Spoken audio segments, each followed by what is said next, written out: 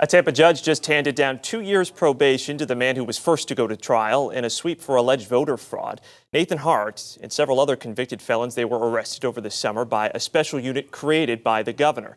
And Tampa Bay's Eric Lasser was in the courtroom today where prosecutors wanted him to see jail time.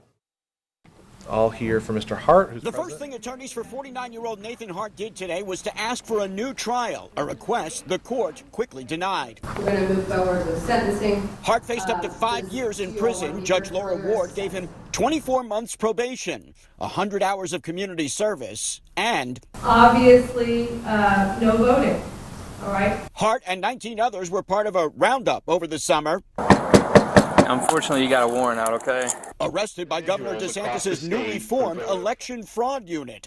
I think it was something that was done as a political prop to justify the committee that he put together to get a photo op to make himself look good in front of the country or the state before he went for the previous election. At least 2 of the cases have already been thrown out, questioning whether the state had jurisdiction. A legal question addressed by Republican lawmakers during a special session earlier this month. With today's sentence, Hart avoids jail time, but it's still a burden, he says, on himself and his family.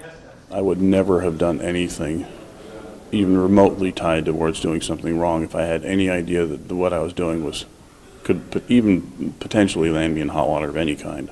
Hart had originally been offered a plea deal for 2 years probation. Today, prosecutors surprised court watchers by asking for jail time. I'm not looking forward to another 2-year nightmare of probation. It'll basically severely limit what I can do in life for the next 2 years. But in Florida, convicted sex offenders and murderers are still not eligible to have their voting rights restored. Hart's case was being closely watched by those defending others arrested in the sweep. I've served my time. I should be done at this point. The judge says Hart has 30 days to appeal his sentence. He tells me he plans to do just that.